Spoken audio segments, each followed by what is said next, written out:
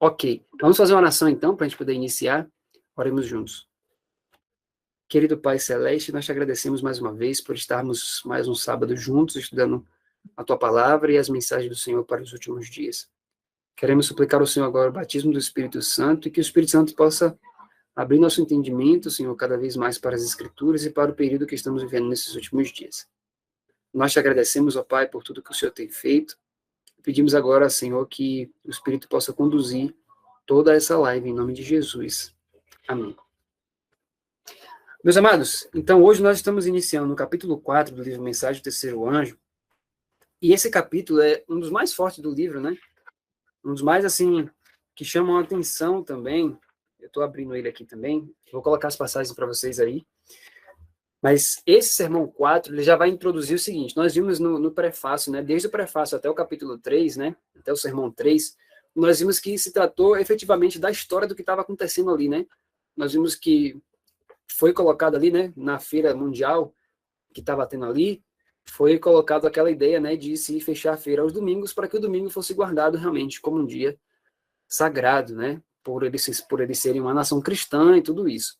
Porém, aqui no capítulo 4, né, as pessoas que tinham um olhar espiritual, elas compreenderam que as coisas que estavam acontecendo ali eram o cenário do tempo do fim, né? Poderia, sim, a partir dali, acontecer as cenas finais, né? E diante de tudo que aconteceu, eu quero mostrar para vocês aqui, ó, o que a T. Jones vai falar sobre o período dali, né? Ele vai começar a falar sobre o período das pragas. Lembrando que as pragas a gente vê no livro de Apocalipse, né? Ali no capítulo 15, capítulo 16, a gente vê o povo de Deus vencendo a besta, o falso profeta, né? E chega um momento que as pragas começam a cair. Sobre o tempo das pragas, aqui no livro, na página 68, quem tiver com o livro na mão aí, na página 68, a T. Jones, ele diz assim, ó: bem, vamos colocar os 3 pontos juntos. Estávamos esperando pela imagem da besta, em seguida pelas 7 últimas pragas, e então pela vinda do Senhor. A imagem da besta já chegou, certo? A vinda do Senhor está no futuro, certo? Mas as 7 últimas pragas estão entre esses 2 acontecimentos. Então, qual é o próximo grande e impressionante acontecimento na história desse mundo, da humanidade e da salvação? As 7 últimas pragas. Sendo assim, cumpre-nos pensar com muita seriedade sobre o momento em que estamos vivendo, não concordam? Convém-nos também pensar com seriedade sobre como estamos vivendo. Então, ele vai dizer o seguinte, olha só que coisa interessante, né? Ele vai dizer assim, olha, entre a tribulação, o período de tribulação que o povo de Deus vai passar, né? Entre o erguimento da imagem da besta e a perseguição ao povo de Deus e a volta de Jesus, tem um acontecimento aí que não pode ser passado em vão. Qual é esse acontecimento? O derramamento das 7 pragas. Então, entre a volta de Jesus, entre a tribulação dos últimos dias e a volta de Jesus, existe um período da história que ele não pode passar despercebido, que é as 7 pragas. Então, os seres humanos, tanto os justos quanto os ímpios, eles vão passar pelas 7 pragas. E nós queremos passar pelas 7 pragas. Como é que a gente deve estar vivendo naquele período? Né? O que Deus diz para nós? Então, o livro continua dizendo assim, ó: mas o pensamento que eu quero colocar diante de vocês, nesse momento, é que o próximo grande e notável evento na história desse mundo e na obra da salvação é o que está mencionado aqui nesse texto. O texto é bem claro. Vamos analisá-lo novamente. Devemos dar essa advertência ao mundo. Qual é a advertência? Ó, se alguém adora a besta e a sua imagem e recebe a sua marca na fronte ou sobre a mão. Olha só, esse texto aqui que ele está citando é onde? Apocalipse 14, a terceira mensagem angélica, que é uma advertência. Se alguém adora a besta e a sua imagem e recebe a sua marca na fronte ou sobre a mão, né, o que vai acontecer? Aí ele continua. Esta é a advertência que devemos dar. E por qual razão a advertência é dada? Aí os ouvintes respondem, por causa do vinho da ira de Deus. Aí ele pergunta, qual é o vinho da ira de Deus? Aí os ouvintes dizem, as 7 últimas pragas. Então, o que vai acontecer quando a imagem da besta é levantada, né? Isso aqui está lá na página 68. Quando a imagem da besta é levantada, logo depois que começa a perseguição ao povo de Deus, o que é que começa no mundo? As 7 pragas. Porém, antes das 7 pragas chegarem, Deus levanta pessoas, levanta um povo para pregar exatamente o quê? A terceira mensagem angélica, dizendo assim, olha, se alguém adorar a besta, ou a sua imagem, receber a sua marca sobre a fronte ou sobre a mão, também esse vai fazer o quê? Beberá do vinho da ira de Deus, né? Da cólera. Ou seja, preparado sem mistura, quer dizer, sem misericórdia. Então, a terceira mensagem angélica, ela vem exatamente para isso, para poder dizer às pessoas, advertir as pessoas a não receberem essa marca, né? Ou não aceitarem as imposições da imagem da besta, que nós já vimos nos últimos estudos. Qual é a imagem da besta, né? Então, só que olha só, nós iremos passar por isso, né? Digamos que agora, aqui em 2022, nós estamos aguardando, de fato, esse período chegar. Não chegou ainda, mas digamos que ele venha ano que vem, só um exemplo. Como é que nós devemos estar naquele período do tempo das pragas? Né? O que Deus espera de nós enquanto povo de Deus? Olha só o que ele vai dizer aqui na página 68. Que tremendo isso. Ele diz assim, ó, não é um fato também que nós mesmos precisamos ser fiéis a essa mensagem que estamos dando, se quisermos estar protegidos quando as pragas mencionadas na mensagem caírem? Mas quem ficará protegido nessa época? Então, olha só, nós que estamos aqui, nós precisamos estar protegidos quando essas pragas descerem. Mas como? Quem é que vai estar protegido? Quem é que a Bíblia mostra que vai receber a proteção de Deus? Olha só quem é. Na página 69 agora, ele vai falar sobre a cobertura de Deus, logo no início. Ele diz assim, ó, os que tiverem a cobertura do Todo-Poderoso estendida sobre eles. E essa cobertura do Todo-Poderoso é a cobertura mencionada pelo profeta Isaías. Olha só o que aqui diz Isaías 61:10. Regozijar-me-ei muito no Senhor. A minha alma se alegra no meu Deus, porque me vestiu de vestes de salvação e me cobriu com um manto de justiça, como um noivo que se adorna com atavios e como noiva que se enfeita com as suas joias. Ou seja, qual é o manto do Senhor? É o manto de justiça. A justiça de Jesus Cristo, nós devemos agora ter ela sobre nós, devemos estar refletindo o caráter de Jesus Cristo nesse período das pragas. Senão, nós não receberemos a cobertura das pragas. Senão, nós não estaremos livres das pragas. Ou seja, se durante o tempo das pragas eu não estiver refletindo o caráter de Jesus Cristo, as pragas certamente vão cair sobre mim, como qualquer um dos ímpios. Percebe? Então, Deus estende uma cobertura sobre o seu povo no período das pragas. Mas qual é a cobertura? A justiça de Jesus. Assim como no Êxodo, lembra lá no Êxodo, ali quando o povo estava no Egito, o que foi que Deus falou? Coloquem o sangue nos umbrais das portas, porque quando o anjo passar, o anjo destruidor passar, o que vai acontecer? Aquele que tiver com sangue nos umbrais, ele não vai receber, né, a morte. Da mesma forma, quando o anjo vier passar sobre essa terra, aqueles que tiverem o selo de Deus, ou seja, refletem perfeitamente o caráter de Cristo, eles também não receberão as pragas, né? Ou seja, a história vai se repetir novamente. Só que olha só que interessante. Então, nós devemos ter a justiça de Jesus Cristo já antes das pragas caírem. Isso mostra que a transformação de caráter que o povo de Deus precisa ter é antes do fechamento da porta da graça. Por quê? As pragas só caem quando Jesus sai do santuário. Então, em continuação aqui, ele diz assim, ó, e a obra que deverá levar todos a ficar cara a cara com esse fato, registrado no texto bíblico, já começou. Portanto, será que tal obra não dará à reforma de saúde um poder que ela ainda não teve? Isso é muito interessante, eu achei extremamente interessante isso no capítulo 4, porque ele agora vai dizer o seguinte, quando ele fala sobre a cobertura sobre o povo de Deus, ele agora vai dizer assim, ó, será então que a obra da reforma de saúde não precisa ter um poder que ela ainda não teve? Olha o que ele vai dizer sobre a reforma de saúde, meus amados. Qual o significado da reforma de saúde para o povo de Deus? Ele vai dizer assim, ó, quando a reforma de saúde foi dada ao povo de Deus, ela foi definida como algo que deveria preparar o povo para a transladação. Esse é o significado da reforma de saúde. A principal obra, a grande obra que Deus pretende que a reforma de saúde faça é preparar seu povo para a transladação. Notem que precisamos passar pelas 7 últimas pragas antes de sermos transladados. E se o sangue de uma pessoa estiver impuro e cheio de elementos de baixa categoria, será que ela será capaz de suportar aquele tempo? Uma época em que o ar estará infectado de pestilências? Certamente que não. Isso aqui eu achei muito forte, muito poderoso, né, na leitura do livro, porque ele atrela, ele agora vai dar o significado verdadeiro da reforma de saúde para o povo de Deus. Por quê? Porque Deus, em sua infinita misericórdia, ele já mostrou para o seu povo, né, como ter saúde de fato, como ter um sangue limpo, um sangue puro, né? Porque é através do sangue que é levado, né, que é comunicado vida, por isso que a Bíblia fala, né, que o sangue é vida, né? O sangue permeia todo o nosso corpo. E aí ele diz o seguinte: se o sangue de uma pessoa estiver impuro, né, se estiver com substâncias ali, né, intoxicantes, digamos assim, será que essa pessoa vai conseguir suportar o período de angústia, o período que as 7 pragas vão cair? Porque nós sabemos que nesse período Satanás estará em plena atividade da natureza, né? Então, o ar que nós conhecemos hoje, ele vai estar completamente lotado de enfermidades, de vírus, de doenças e tudo isso. Mas Deus, em sua infinita misericórdia, antes que esse tempo chegasse, ele já deu a reforma de saúde para o seu povo, para que o povo de Deus esteja forte na saúde, né? E aqui eu quero mostrar para vocês um detalhe, ó.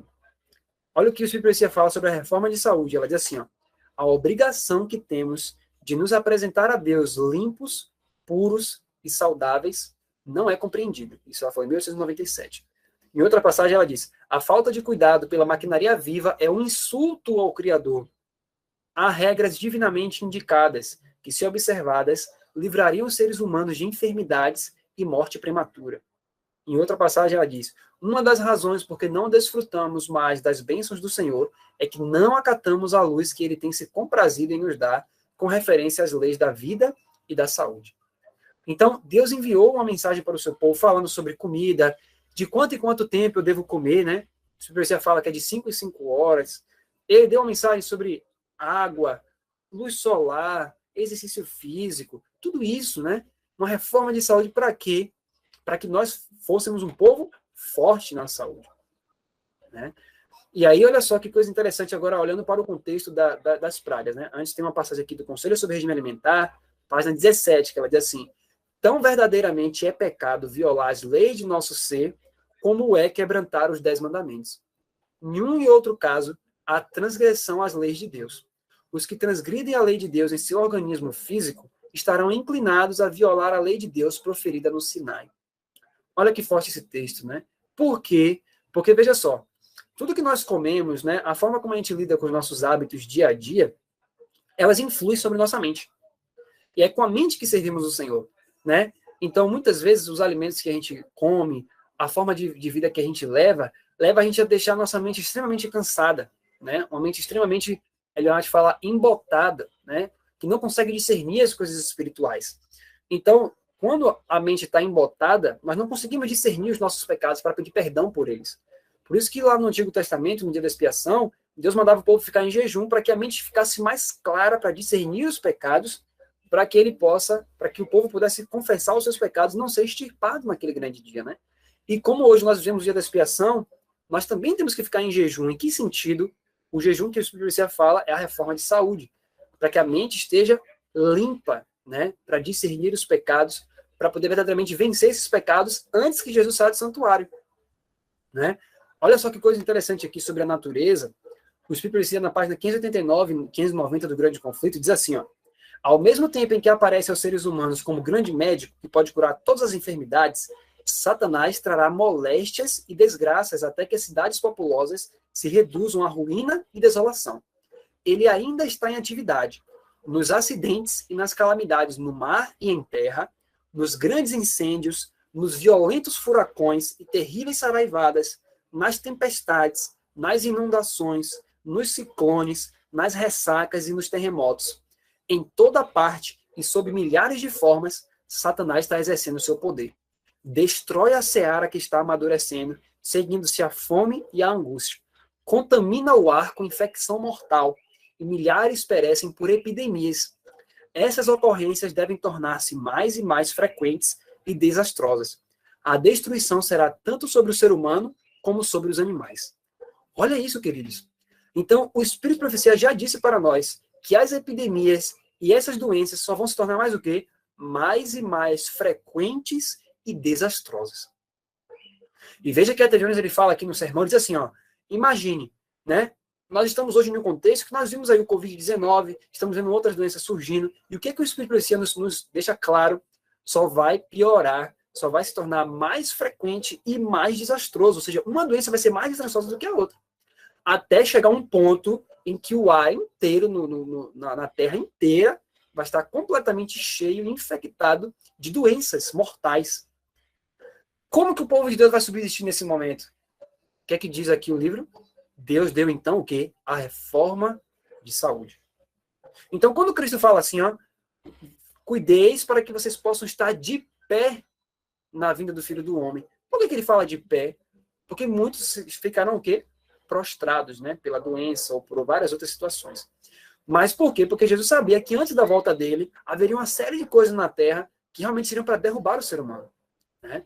Então, Deus, já em sua infinita misericórdia, deu a reforma de saúde para o povo de Deus, para que o povo de Deus esteja forte na saúde, para que quando vier essas epidemias, essas pandemias, tudo isso, nós possamos passar e continuar de pé, né?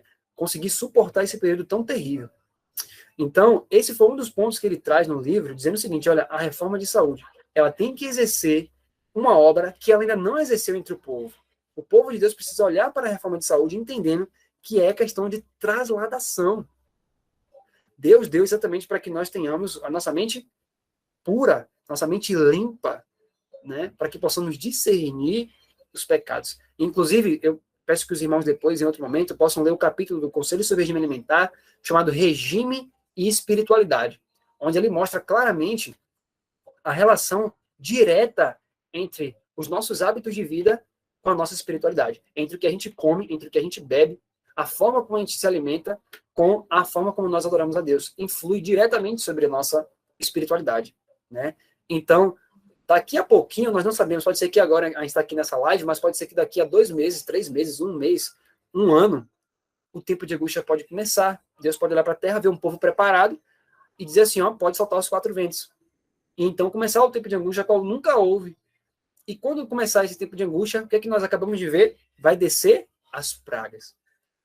E ele diz, olha, entre a tribulação e a volta de Jesus, tem as pragas. Então o povo de Deus precisa se preparar para estar de pé, porque nesse momento não haverá mais intercessor sobre a humanidade, né? Cristo vai ter saído do santuário. Então, é a grande necessidade que nós temos hoje, enquanto um povo, de ter a plenitude de Cristo hoje. Olha só, ainda na página 69, olha só esse texto que está aqui no slide. Ó. Gostaria de saber agora, isso aqui é a T. Jones falando, gostaria de saber agora se em algum momento seria possível que qualquer um de nós passássemos por essas experiências sem termos a plenitude de Jesus Cristo.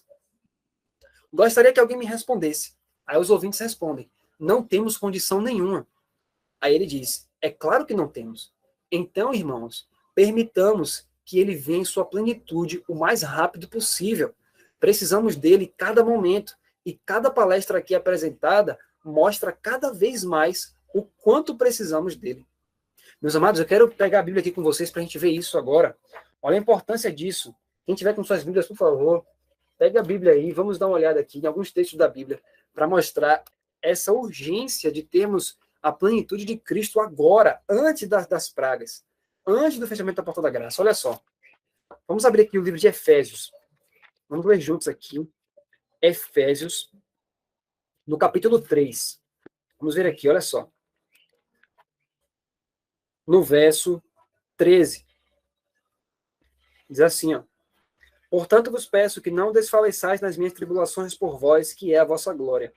Por causa disto, me ponho de joelhos perante o Pai de nosso Senhor Jesus Cristo, do qual toda a família nos céus e na terra toma o nome, para que, segundo as riquezas da sua glória, vos conceda que sejais fortalecidos com poder pelo seu Espírito no homem interior, para que Cristo habite pela fé nos vossos corações, a fim de, estando enraizados e fundados em amor, poderdes perfeitamente compreender com todos os santos qual seja a largura e o comprimento, e a altura e a profundidade, e conhecer o amor de Cristo, que excede todo o entendimento, para que sejais cheios de toda a plenitude de Deus.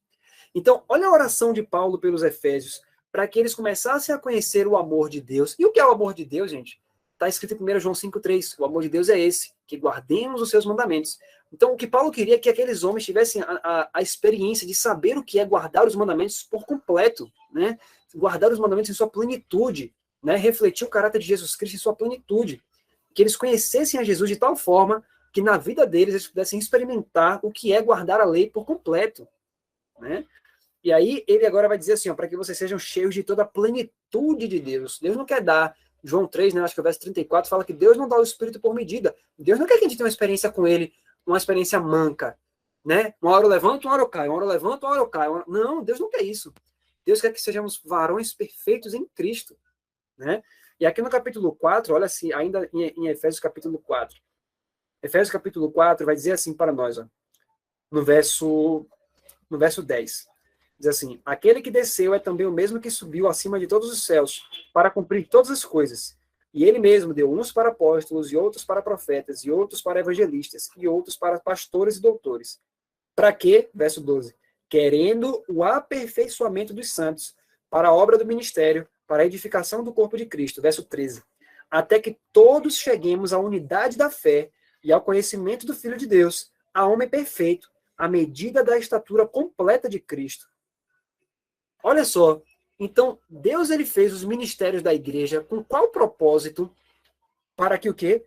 Que todos cheguem à unidade da fé, ao conhecimento do Filho de Deus e a homem perfeito, à medida da estatura completa de Cristo. Veja que ele está dizendo, ó, que a ideia, então, de Deus, o ideal de Deus é que a igreja chegue à mesma estatura de Cristo. Em que sentido? Caráter. Vida, né? Então, o propósito de Deus é que antes do fechamento da porta da graça, antes que cheguemos ao período das pragas, nós estejamos tendo Cristo verdadeiramente em nós, em sua plenitude. Foi por isso que ele estabeleceu a igreja. Por isso que a Bíblia fala, ele estabeleceu um para profeta, outro para apóstolo, outro para ministro. Foi para quê? Para que todos pudessem compreender a mensagem e chegassem a alcançar o caráter de Jesus Cristo. Só que isso é até a volta de Jesus? Não, é antes de Jesus sair do santuário. Né? Não é, vai ter pecados, vai ter coisas que eu só vou vencer quando Jesus voltar, porque as escrituras dizem que quando ele voltar, é o nosso corpo que será transformado. O nosso caráter, como nós vimos aqui no capítulo 4, ele tem que estar pronto antes das pragas. Por quê? Porque as pragas vão cair sobre o quê? Sobre aqueles que têm pecado. E nós precisamos estar como? Cobertos com o manto de Deus, que nós vimos agora há pouco, que é a justiça de Cristo. Então, Cristo tem que estar verdadeiramente nascido dentro de mim, formado dentro de mim, né? Para que eu esteja realmente vivendo como Cristo vivia, de tal forma que a justiça dele se entrelaçou em mim e eu estarei coberto naquele grande dia, né? Então, entre a tribulação e a volta de Jesus tem o período das pragas. Jesus não vai estar mais no santuário. Então, vou dar um exemplo. Digamos que no período do tempo de angústia, começou a tribulação, Jesus saiu do santuário. E por algum motivo, né, eu achei que eu podia continuar tendo alguns certos tipos de pecados, que eu ia vencer alguns e outros não. Então a justiça de Cristo não estava completa em mim. E eu estava tranquilo em relação a isso. Pensei que poderia, quando Jesus voltar, ele ia me mudar em algumas coisas, né? Ele ia mudar meu caráter. Mas, se você for ver, lá Adventista, página 16, página 319, diz que muitos estão sendo enganados, se enganando, achando que Cristo vai mudar o seu caráter quando ele voltar. Quando ele não vai fazer isso. Ele quer fazer isso agora. Mas digamos que eu viva a minha vida aqui tranquilo, pensando que eu vou realmente ter pecados que eu só vou deixar no céu, e de repente, Cristo sai do santuário. E algum pecado, o meu pecado é a mentira. Então, eu estou mentindo, de vez em quando eu minto, mas eu peço perdão, daqui a pouco eu minto de novo, peço perdão de novo, minto, peço perdão e fico nessa. Mentindo, pedindo perdão, mentindo, pedindo perdão. E de repente Jesus sai do santuário. Quando Jesus sai do santuário, Apocalipse 15 mostra, né? O santuário se enche de fumaça e não tem mais ninguém lá dentro. Então não tem mais possibilidade de haver perdão de pecados. A última lágrima, o grande conflito fala que a última lágrima foi derramada pelo pecador e já foi. E aí, digamos que eu minta no período das pragas. Alguém me pergunta, né, se eu sou realmente como Pedro, digamos assim, né? Ah, você também faz parte deles? Você faz parte daquele grupo? Eu digo, não, eu não. Se porventura eu fizer isso no tempo de angústia, sem Cristo no santuário, e eu olhar para o céu e pedir perdão, haverá alguém para me perdoar? Não, não haverá. Cristo já vai ter saído e terminado a sua obra pelos pecadores. Então, se eu tinha que vencer isso, era para vencer no tempo de angústia? Nunca. Isso tem que ser vencido antes do período das pragas. E para que eu possa verdadeiramente compreender quais são os meus pecados, ter a minha visão aberta, o que é que Deus já disse para mim que eu tenho que fazer? Reforma de saúde. É isso que ele fala aqui nesse sermão, capítulo 4, no sermão 4. Reforma de saúde para que você tenha a sua mente limpa, para que você possa discernir as coisas espirituais. Porque, dependendo do meu hábito de vida, eu vou ser uma pessoa que vou ter a mente embotada. Os anjos o Espírito fala que os anjos, eles mandam mensagens pela nossa mente. E muitas vezes a gente não consegue compreender porque a nossa mente está embotada. né? Então, realmente, aqui a gente precisa olhar para isso, né, com toda a nossa atenção. E aqui diz aqui, ó, que nós devemos ter a plenitude de Cristo.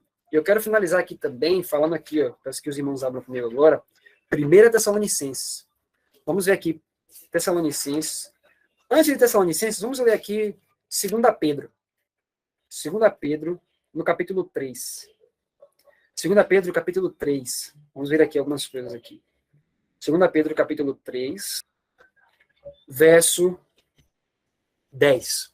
2 Pedro 3, verso 10, diz assim: Mas o dia do Senhor virá como ladrão de noite, no qual os céus passarão com grande estrondo, e os elementos ardendo se desfarão, e a terra e as obras que nela há se queimarão. Havendo, pois, de perecer todas essas coisas, que pessoas vos convém ser em santo trato e piedade, aguardando e apressando-vos para a vinda do dia de Deus, em que os céus em fogo se desfarão, e os elementos ardendo se fundirão. Mas nós, segundo a sua promessa, aguardamos novos céus e nova terra, em que habita a justiça. Então, olha só que coisa interessante. Ele faz uma pergunta. Ele vai dizer assim, ó, se o mundo vai acabar, se os elementos da terra se desfarão no fogo, né, e vai haver todo esse problema que vai acontecer no fim dos tempos, que tipo de pessoa vocês têm que ser em santo trato e piedade? Olha o verso 14. Por isso, amados, aguardando essas coisas, procurai que dele sejais achados imaculados e irrepreensíveis em paz. Então, olha o que as escrituras dizem. Se você está esperando a volta de Jesus e você sabe as coisas que vão acontecer nos últimos dias, e lembrando que você sabe que antes da volta dele vem o período das pragas, o que o apóstolo Pedro diz? Procurai que você seja achado por ele imaculado e irrepreensível. O que é irrepreensível? Sem repreensão, ou seja, seu caráter tem que estar de tal forma como o de Cristo. O padrão é Cristo. O caráter de Cristo era irrepreensível. E nós também, olhando para Jesus e permitindo que ele obre isso em nós, que ele trabalhe isso no nosso coração, nosso caráter deve ser achado também, de que forma? Imaculado e irrepreensível. Essa é a obra do Evangelho. Esse é o verdadeiro Evangelho. O verdadeiro Evangelho, ele mostra claramente que nós devemos ser achados por Deus imaculados e irrepreensíveis. Por nossa própria força? Nunca. Mas pelo que Cristo faz em nós. Colossenses 1:27. Cristo em vós, a esperança da glória. Então, meus amados, isso mostra para nós que temos uma obra a fazer. Precisamos permitir que Cristo habite em nosso coração e fazer aquilo que ele prescreveu para nós. Assim como o sumo sacerdote no Antigo Testamento entrava no lugar santíssimo e mandava-se a congregação ficar do lado de fora em jejum, em oração e arrependimento, a mesma coisa Deus pede da gente hoje. Cristo está lá dentro do Santíssimo e nós que estamos aqui na terra do lado de fora devemos ficar em jejum também, que o jejum verdadeiro, ali a gente fala, que é a reforma de saúde, e em contrição, arrependimento e oração. Essa é a obra prescrita para nós como um povo hoje, né? Para quê? Qual o fim de tudo? Para que quando vier o período das pragas, que nós sabemos que vai ser antes da volta de Jesus, e quando Jesus sai do santuário, nós possamos passar todo um tempo de angústia, que a gente não sabe exatamente quantos dias serão, quanto tempo serão, mas nós iremos passar por um tempo de angústia qual nunca houve sem intercessor. E nesse período, o nosso caráter está sendo, Deus está olhando para nós aqui na Terra, e todo o universo não caído estará olhando para a Terra para ver seres que foram transformados pela graça e que estarão aqui vivendo sem intercessor, mas a Bíblia mostra nos últimos dias que o remanescente de Deus, eles irão viver, né, sem o intercessor, mas refletirão perfeitamente a imagem de Jesus Cristo. E isso precisa ser feito hoje, né? Eu preciso ter essa transformação em meu caráter hoje. Eu preciso fazer a reforma de saúde hoje. Eu preciso ter a minha mente clara hoje, né? Para que Cristo possa fazer essa obra que ele tanto deseja fazer em mim, que é a vitória sobre toda a tentação, sobre o eu, sobre os pecados, né? Então, isso é muito importante, porque não podemos permitir, né, que Satanás nos engane, dizendo assim, não, é assim mesmo, esses pecados aí que você tem, você só vai vencer quando Jesus voltar. Não. O Espírito Santo é claro. Precisamos ter uma obra em nós de permitir que nós tenhamos a mente clara, né, a mente limpa, para discernir os pecados. E enquanto dura a graça, nós precisamos vencer esses pecados, né? Então, que Deus nos ajude a realmente fazermos isso. Eu queria finalizar falando aqui, né, de uma passagem, eu vou ver se eu encontro aqui, no livro O Lar Adventista. Deixa eu ver se eu encontro ele aqui. O livro O Lar Adventista, aqui. Vou ler ele aqui, rapidamente. o livro O Lar Adventista. Eu quero só ler uma passagem aqui, que está na página 319. Eu vou ler aqui para vocês.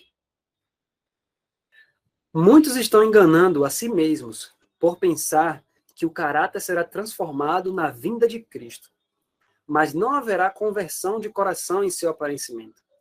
Temos que nos arrepender de nossos defeitos de caráter aqui, e pela graça de Cristo, precisamos vencê-los enquanto dura a graça. Este é o lugar para nos prepararmos para a família do alto. Então, olha o que o Espírito de Profecia fala. Muitos estão se enganando, pensando que o caráter vai ser transformado na vinda de Cristo, né? Mas o caráter tem que ser transformado durante o tempo de graça, né? As Escrituras dizem que o que é que vai ser transformado quando Cristo voltar? O nosso corpo abatido vai ser transformado à semelhança do seu corpo glorioso. Mas o caráter, ele não é transformado na vida de Jesus. O caráter ele tem que ser transformado enquanto dura as horas de graça, né? Então, nesse sermão 4 aqui de A.T. Jones, nós vemos, então, a preparação que é requerida do povo de Deus, né? E que o Espírito Santo coloque isso no nosso coração, de a gente buscar essa preparação hoje, né? Se eu hoje tenho defeitos de caráter, se o meu defeito, né, é ser uma pessoa impaciente, se é ser uma pessoa briguenta, né? Se é ser uma pessoa que se ressente fácil, se é ser uma pessoa orgulhosa, né? Eu quero que todo mundo ouça o que eu tenho a falar, eu tenho que ser autoridade. Se o meu defeito de caráter é esse, Cristo diz assim para nós, olha, eu posso transformar isso. Eu lhe dou o meu caráter, né? Através da comunhão com Jesus Cristo, Cristo pode sim transformar isso em nós. E quando é que ele vai fazer isso? Agora. A Bíblia não fala que o dia da salvação é amanhã, nem depois de amanhã, é hoje, né? Então, que isso realmente aconteça. E esse sermão 4, como nós já vimos, ele vem de uma sequência, né? Do sermão 1, sermão 2, sermão 3. E que essa sequência é de que, primeiro, ele falou sobre a história do que estava acontecendo, e agora, do 4 em diante, ele vai mostrar como que o povo de Deus deve estar preparado para aquele grande momento. Tá bom? Então, vamos orar. Eu quero finalizar com os irmãos, e que realmente o Espírito Santo faça isso no nosso coração, nos dê esse desejo de transformação hoje, que a gente não procrastine, que a gente não pense para deixar para o futuro, que a gente não pense, depois eu vejo isso, mas que a gente veja isso agora, para a glória de Deus. Tá bom? Vamos orar juntos, então. Oremos. Santo Pai de misericórdia, nós te agradecemos, Senhor, pela sua infinita bondade, sua infinita misericórdia.